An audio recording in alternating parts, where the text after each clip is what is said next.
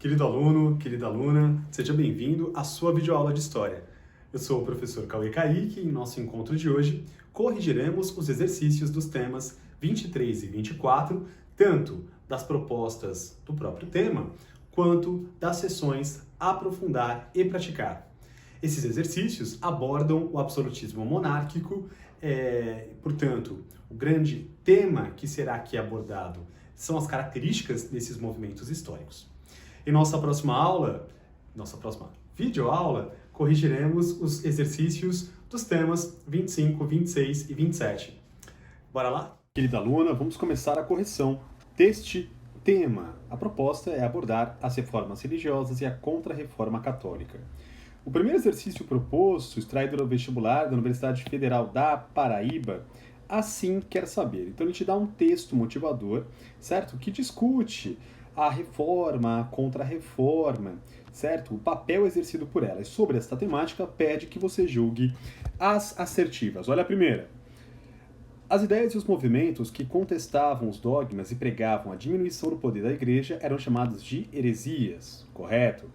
Os seus propagadores eram declarados hereges e muitos deles foram condenados à fogueira, correto? O Tribunal da Santa Inquisição efetivamente realiza este processo.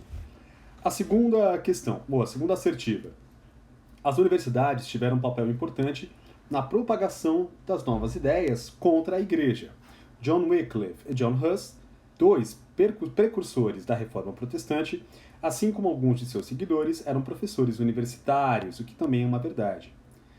A Inquisição não se restringiu à Europa. Os inquisidores foram enviados para um novo mundo, inclusive para o Brasil. Na Paraíba, houve a visitação do Tribunal do Santo Ofício em 1595. Muito bem, essa alternativa está correta. A 1, 2 e 3, as assertivas estão corretas. No que concerne aqui ao Tribunal do Santo Ofício, veja, o Tribunal do Santo Ofício esteve no Brasil com uma das características típicas da própria Reforma Protestante.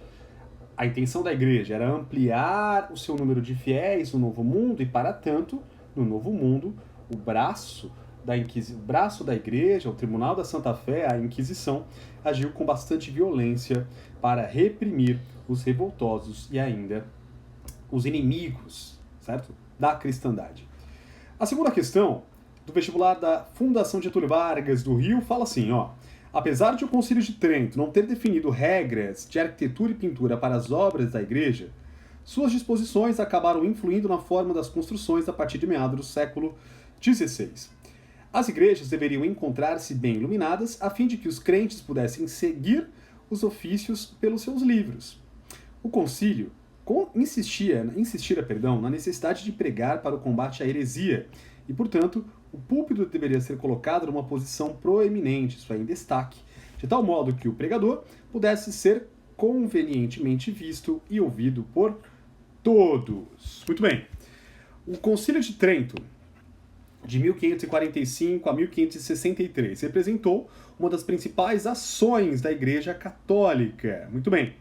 Tendo como referência esses acontecimentos e informações do texto acima, analise as assertivas a seguir. Olha aqui. Frente às críticas de adeptos do luteranismo e do calvinismo, a Igreja de Roma reviu alguns dogmas fundamentais, adotando maior tolerância quanto aos temas da arte religiosa. Muito bem, veja.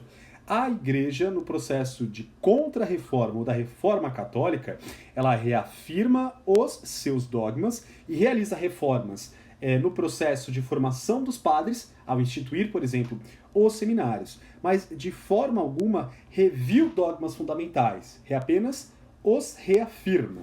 Então tá errado. A 2.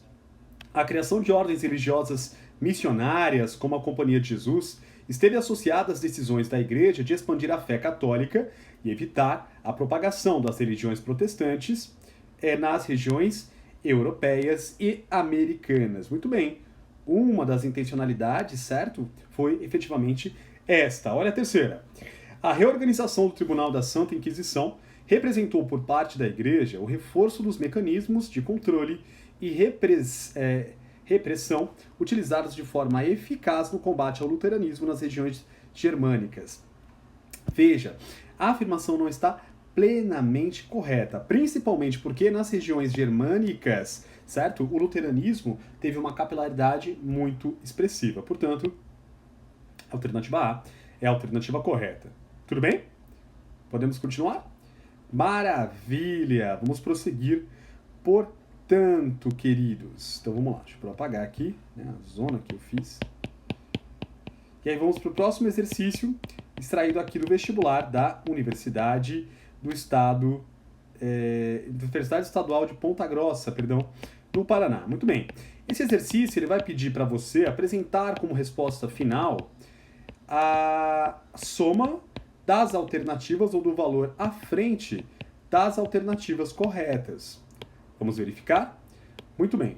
Os movimentos religiosos que abalaram o mundo a partir do século XVI, como a Reforma Protestante e a Contra-Reforma Católica, tiveram efeitos sobre as sociedades no período, afetando-as em suas percepções de mundo, relações econômicas e culturais. A respeito desses dois importantes episódios históricos que ao mesmo tempo se antagonizam e se complementam, assinale o que for correto. Muito bem. Perseguir, julgar e punir pessoas acusadas de heresia, doutrinas ou práticas contrárias aos dogmas e princípios católicos foram funções do Tribunal do Santo Ofício. Correta. Então, né, já é uma certa. 2. De origem católica, Henrique VIII, o rei da Inglaterra, distanciou-se do Vaticano ao ter um pedido de nulidade matrimonial negado pelo Papa. Como resultado dessa situação, o monarca britânico decidiu mudar a religião oficial do país para o anglicanismo. Embora seja uma alternativa reducionista, nós tenhamos tratado de diversos fatores que condicionam a isso, também está correta. A 4. A Guerra dos 30 Anos representa, entre seus motivos, questões decorrentes das disputas que envolviam católicos e protestantes naquele período. A destruição de igrejas protestantes e a implementação de leis que reafirmavam o poder da Igreja Católica na região do Sacro Império Romano Germânico são exemplos de tal situação. Muito bem, a Guerra dos 30 Anos ela é emblemática na consolidação das questões deste período. 8. Em um momento marcado por conflitos entre protestantes e católicos, o rei Carlos VIII da França teve importante papel na pacificação desses grupos. A Noite de São Bartolomeu, organizada pelo monarca, significou a assinatura de um tratado de paz. Não, a Noite de São Bartolomeu foi um massacre, né? Que pontua na prática um violento movimento característico da Reforma. Então tá errado. E a 16. O Edito de Nantes, assinado pelo rei Henrique IV da França, limitou radicalmente os direitos civis, políticos e religiosos dos protestantes franceses. Tal atitude provocou uma onda de revoltas que acabou por se espalhar pela Alemanha e pela Suíça, países com o número de protestantes também era significativo. Muito bem, o Edito de Nantes não se insere neste contexto, erro conceitual. 4 mais 2 mais 1, 7 é o valor correto. Exercícios praticar da temática é abordada lá no tema 23, serão os exercícios 49, 50 e 55. Então veja, no exercício 49 da Federal do Rio Grande do Sul, e assim diz pra gente, ó, em relação aos movimentos religiosos que contestavam os dogmas oficiais do catolicismo, a Igreja Romana retomou uma série de medidas que seriam conhecidas como Contra-Reforma. Com relação a esse contexto, assinale com V o que for verdadeiro e o F, o que for falso. Vamos lá. Uma das medidas mais drásticas adotadas em relação à Reforma Protestante foi a criação de uma instituição, a Santa Inquisição, responsável por punir e prevenir os desvios dogmáticos. Muito bem. A Reforma Protestante não cria a Santa Inquisição. É a Contra-Reforma, alternativa errada, ok?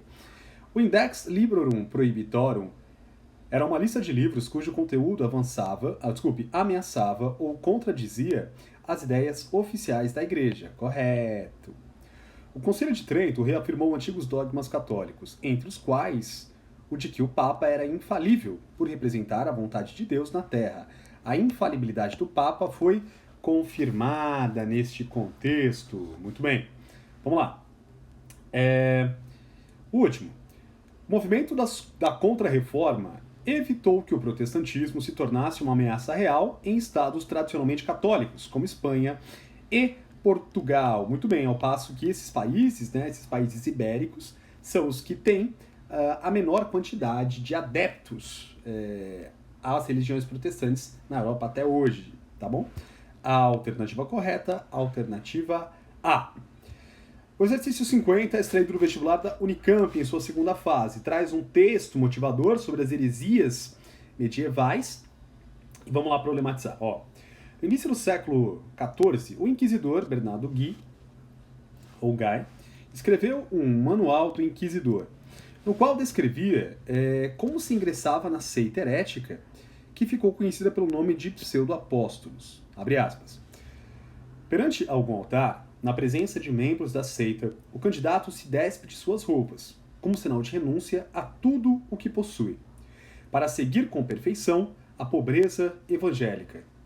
Também se exige que ele prometa não obedecer a nenhum mortal, mas só a Deus, como se fosse um apóstolo sujeito a Cristo e a ninguém mais. Fecha aspas. Muito bem, vamos lá. A letra A. Por quais razões essa heresia era uma ameaça para a igreja do período? Muito bem. A ameaça, não é? Ou a heresia mencionada é a heresia da pobreza, né? Que pregava a pobreza, não a acumulação, né? Qual era o descompasso disso, né? Por quais razões essa heresia era uma ameaça para a igreja do período? Pelo fato de que, por exemplo, a igreja acumulava grande riqueza. E portanto, na medida em que a igreja era uma das maiores, por exemplo, detentoras de terra da Europa quase moderna, veja, esta heresia feria, portanto, princípios da própria igreja, né? Promoveria uma grande contradição nesta realidade. Exercício B. Caracterize a relação entre o poder religioso e poder temporal na Baixa Idade Média. Muito bem. A relação entre poder religioso e poder temporal na Idade Média pode ser caracterizada por meio de situações históricas, ou seja, a igreja legitimava a estratificação social, justificando a existência de 3 ordens, trabalhadores, guerreiros e clérigos, nas quais se dividia a sociedade. A igreja também limitava, né, por outro lado, o movimento, né, entre estas classes, de maneira que a igreja também legitimava o poder político na medida em que ungia os reis. Isto é, né, a igreja, no contexto lá da Idade Média, da Baixa Idade Média, determinava os papéis sociais executados. Portanto, né, o que nós observamos é que a igreja, na Idade Média, teve, como um todo, um papel muito expressivo, e pontualmente na Baixa Idade Média, na medida em que o regime feudal vai se esfacelando, a igreja vai buscando legitimar, até mesmo com uma estratégia de sobrevivência, o poder dos monarcas europeus. Muito bem, queridos e queridas, vamos aos comentários das questões propostas pelo tema 24. Maravilha, vamos lá. A primeira questão é uma questão extraída do Enem, certo? Coloca aqui um trecho do Príncipe de Maquiavel e a respeito deste tema nos pergunta: no século XVI, Maquiavel escreveu O Príncipe, reflexão sobre a monarquia e a função do governante. A manutenção da ordem social, segundo esse autor, baseava-se na, vamos lembrar, né, virtude e fortuna. Inércia de julgamentos polêmicos, ou seja, por não fazer nada? Não. Bondade? Tampouco. Compaixão? Tampouco. Neutralidade diante da condenação dos servos? Também não. Veja. As 4 primeiras, gente, são bem absurdas, tá? A assertiva correta, por fim, seria a manutenção da ordem social, segundo esse autor, baseava-se na conveniência entre o poder tirânico e a moral do príncipe, isto é, agir com virtude, certo? Ou seja, né, ter a virtude de saber como agir em relação aos fatos da fortuna, ou seja, né, os fatos postos pela fatalidade, mas que também são transitórios. A alternativa E. 2. O Décio de Santa Catarina. Em relação à formação das monarquias nacionais modernas, é correto afirmar: letra A. O absolutismo e o poder centralizado do monarca foram as bases iniciais para a formação do Estado Nacional moderno, que é a correta, certo? B.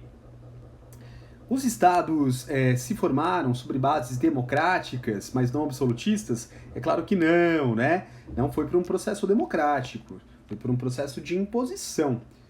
C.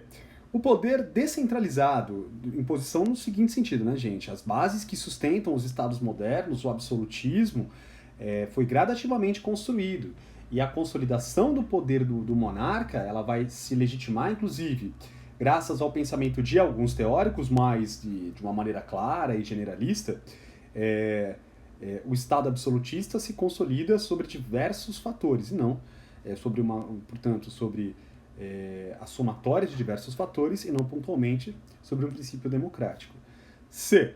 O poder descentralizado foi uma das marcas, não, né? Estado moderno nacional é Estado moderno centralizado nas mãos do rei. D. A forte mobilidade social fez com que os burgueses produzissem a instituição do Estado nacional moderno, né? Não há mobilidade social e os burgueses não são, né? Os burgueses se beneficiarão, mas de uma parceria e uma conjuntura de fatores ao lado da monarquia.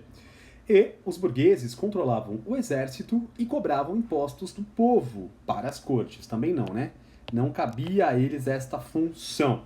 Portanto, a alternativa A é efetivamente a mais prudente, porque o Estado moderno ele não significou uma ruptura total com o feudalismo, uma vez que o status da nobreza foi mantido. A terceira questão é uma questão voltada aqui propriamente a uma análise dissertativa extraída do vestibular da Fundação Getúlio Vargas de São Paulo. Então nos traz um texto do Perry Anderson, em que ele discute as linhagens do Estado absolutista e diz: essencialmente, o absolutismo era apenas isto, um aparelho de dominação feudal alargado e reforçado, destinado a fixar as massas camponesas na sua posição social tradicional, ou seja, imóvel. Por outra palavra, o Estado absolutista nunca foi um árbitro entre a aristocracia e a burguesia, ainda menos um instrumento da burguesia nascente contra a aristocracia. Ele era a nova carapaça da política de uma nobreza atemorizada. Muito bem. Na perspectiva de Perry Anderson, o Estado absolutista significou um rompimento drástico com a fragmentação política característica do período feudal, tá de claro aqui, né? Não significou uma ruptura, uma vez que, dentro da lógica da sociedade feudal, essa estrutura, uma estrutura que está sendo aqui chamada de status social, permaneceu, não foi modificada, ok? B, na visão de Anderson, qual era o grupo socialmente dominante nos quadros do Estado absolutista? Muito bem. Os nobres, para o Perry Anderson, ainda são aqueles que são os mais beneficiados, né? A nobreza era o grupo dominante. Vamos lembrar que o próprio rei era representante da nobreza. C. Além dos elementos apontados no texto, ofereça mais duas características constitutivas dos chamados estados absolutistas. Muito bem. No Estado absolutista, a gente pode citar a existência do rei como representante de Deus na Terra, e que no Estado absolutista todos os poderes estavam concentrados nas mãos do rei. O legislativo, o executivo, o judiciário e o poder religioso legitimava a ação, a existência de um líder absolutista. O item praticar, corrigir os exercícios 51, 52, 54 e 56. Muito bem. O exercício 51, um exercício bem elaborado, por sinal, diga-se de passagem, né, da PUC do Paraná, aborda o processo de formação das monarquias nacionais. E aí traz um texto, novamente, do Perry Anderson, que é um historiador, não é, da Idade Moderna, e que discute as monarquias nacionais, né, ou discute como o poder monárquico foi constituído durante o absolutismo. Muito bem, vamos às alternativas. Considerando o texto, assinale a alternativa correta. A. Na monarquia absolutista, o poder absoluto, o poder político, era igualmente dividido entre monarca... Não, né? Absoluto não é dividido, então tá errado. B. A formação das monarquias absolutistas corresponde ao crescimento de poder da classe burguesa, pois, com os impostos vindos do crescimento, do comércio e da navegação, o rei tornou-se dependente desta classe. Vamos lá. não é pontualmente isso, né? Veja, a formação das monarquias absolutistas corresponde ao poder, efetivamente, ao crescimento da burguesia, pois os impostos de crescimento do comércio e da navegação, o rei tornou-se dependente desta classe, né? A navegação é posteriormente, então vamos considerar que essa alternativa está errada. Na monarquia absolutista, o poder real era exercido em certos limites, oferecidos pela aristocracia, classe que participava do poder político, e pela igreja, que oferecia as bases morais para o sistema. Muito bem. Né? No contexto da sociedade absolutista, sim. No momento da formação dos Estados Nacionais Europeus, o poder da igreja cresceu. Não, sabemos que é o contrário, tá? No sistema de governo da monarquia absolutista, apesar da centralização política, o rei tinha sempre os seus poderes limitados por uma constituição. Não, veja, né? No Estado absolutista, absolutismo já implica poder absoluto. A questão 52, extraída aqui do vestibular da Federal do Rio Grande do Sul, traz aqui um texto em que fala que o rei tomou o lugar do Estado. O rei é tudo. O rei não é mais nada. Ele é o ídolo a quem se oferecem as províncias, as cidades, as finanças e os grandes e os pequenos, em uma palavra, tudo. Essa afirmação de um contemporâneo de Luís XIV na França diz respeito a uma forma de governo, certo? Esta forma de governo corresponde, portanto, à monarquia absolutista, né? Monarquia constitucional pode ser? Não. Autocracia despótica oriental? Não. Autocracia parlamentar? Não. Então, pouco tirania teocrática, ok? Vamos para o exercício 54 do vestibular do Mackenzie para nós analisarmos, portanto, agora. Vamos lá. Esse exercício do vestibular do Mackenzie é um exercício que traz aqui os teóricos do absolutista, no caso, aqui o Thomas Hobbes, e sobre o pensamento do Hobbes, pergunta. Vamos lá.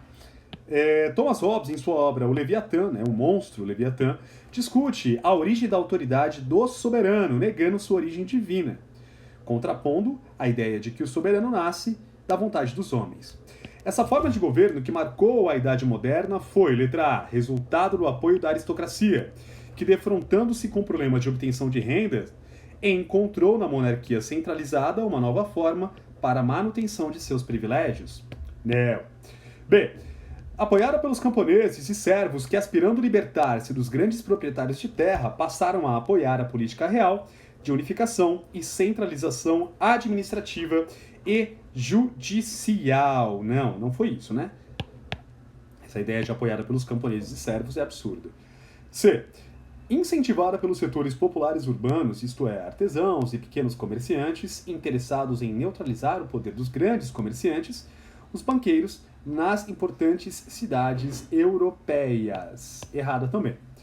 A solução, veja, né? Então, veja, essa forma de governo, o absolutismo, foi a solução para os problemas que a burguesia mercantil enfrentava, pois necessitava do poder real forte para efetivar uma política econômica que garantisse as suas possibilidades de ascensão, né? A lógica de parceria. O último exercício que vamos corrigir é o exercício número 56, que fala o seguinte: a monarquia fortalecida nos estados modernos foi chamada de absolutista, ou seja, passou por um processo de centralização. Sobre o assunto, assinale as alternativas corretas e dê como resposta final a soma dos valores à frente das afirmativas corretas. Muito bem. 1. Com a formação dos estados nacionais, os reis passaram a dispor de recursos para a formação de exércitos regulares. Certo? 2. O regime absolutista estabeleceu a última demarcação já vista de fronteiras entre os países europeus? Claro que não, tá? Isso vai acontecer posteriormente. 4. O absolutismo foi construído por meio de uma crescente e complexa burocracia real. Certo? Né? O absolutismo e os estados nacionais são sinônimos, perdão. Não há Estado nacional sem a adoção de um regime absolutista. Errado. 16. Apesar do crescente controle promovido pelos reis absolutistas, a cobrança de impostos era ineficiente, e mais desorganizada que nos estados feudais. Também não. Veja, portanto, a soma das alternativas corretas, 1 mais 4, dá 5. Muito bem. Queridos, vamos à correção dos exercícios 48, 49, 50 e 52 da seção Aprofundar. O exercício 48 traz, novamente, a questão do absolutismo como um conteúdo a ser mobilizado e nos pede, né? O absolutismo, como forma de governo que esteve presente na Península Ibérica, na França e na Inglaterra, tendo impactado e influenciado as maiores economias do seu tempo.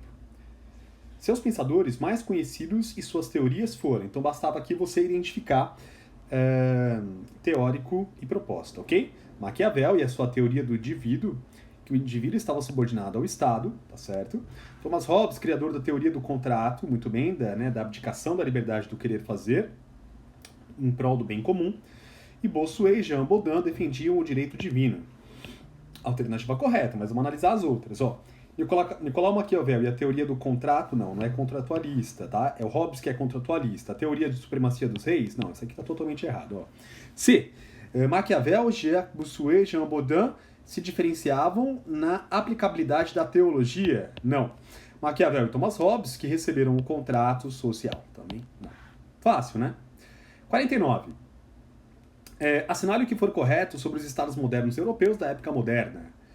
Estados modernos europeus? Estados nacionais europeus da época moderna, perdão. 1. A ideia de que o poder dos monarcas é delegado por Deus está na base da fundamentação teórica do Estado Nacional, criado por Jean Baudin e Jacques Bossuet. 2. No processo de formação dos Estados Nacionais, a burguesia e a nobreza se uniram para combater o poder do rei e os privilégios dos senhores feudais. Não, se uniram. Tá louco? Não.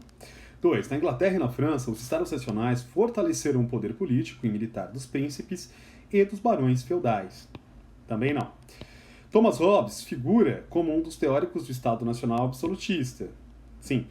Para Nicolau Maquiavel, a plenitude do poder do Estado Nacional se completaria com a submissão do poder católico, do poder político, ao poder da Igreja Católica. Também não se aplica. A resposta final, 1 mais 8, 9. Ok? Vamos lá, os 50. O ano de 2014 apresenta eventos importantes para o Brasil, como eleições para os cargos mais altos da hierarquia do poder político, envolvendo o poder executivo e o legislativo.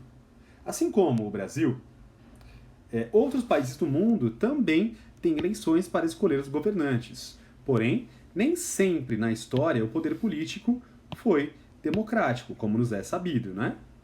Muito bem. Por exemplo, na Europa, na era moderna, ou na época moderna, os reis eram absolutistas. Sobre o absolutismo, assinale a alternativa correta.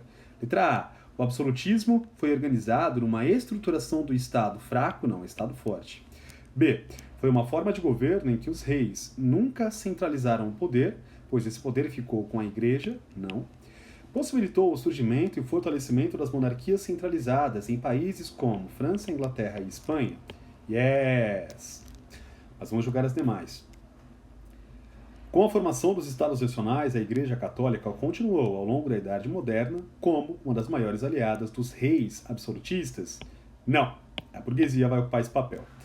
E permitiu à burguesia assumir o poder político dos Estados Nacionais e da Igreja Católica. Veja, o poder político continuava nas mãos dos reis, que são, em sua essência, nobres. Vamos lá. A última questão é a questão 52 desse tema. Uma questão analítica do vestibular da Federal de Goiás. Vamos embora. Um príncipe, desejoso de conservar-se no poder, tende a aprender os meios de não ser bom. Com Nicolau Maquiavel, constituiu-se um novo pensamento político crítico em relação aos critérios que fundamentavam a legitimidade do príncipe medieval. Explique por que o pensamento político moderno exclui a bondade como critério legitimador do poder do príncipe. Eis uma questão, assim, realmente muito boa. Então, vamos lá. Vamos pensar o seguinte, né? Por que o pensamento político moderno diz que o príncipe não precisa ser bom? Porque, veja, a Idade Moderna é marcada pelo antigo regime, caracterizado pelo poder absoluto do monarca, como representante de Deus na Terra e comandante de um exército forte. O monarca, gente, conservava seu poder absolutista valendo-se de uma intimidação da liderança pela força, reprimindo as tendências que clamam por bondade e concessões. Em outras palavras, também podemos dizer que o príncipe do Estado moderno é aquele que entende que entre ser temido e amado, é preferível que ele seja temido, porque aquele que é temido é mais respeitado, né? Como, inclusive, um personagem histórico, né? Como o protagonista deste período e que centraliza, no contexto das sociedades modernas, como o Estado deve se organizar. Muito bem, querido aluno, querida aluna, discutimos sobre as características do Estado absoluto na Europa. Vimos, portanto, como foi a consolidação desses processos. Em nossa próxima aula, discutiremos o advento ou o processo absolutista das monarquias ibéricas e também a difusão de algumas ideias também características deste movimento. Encontro você em nossa próxima videoaula. Um forte abraço, muito obrigado e até lá!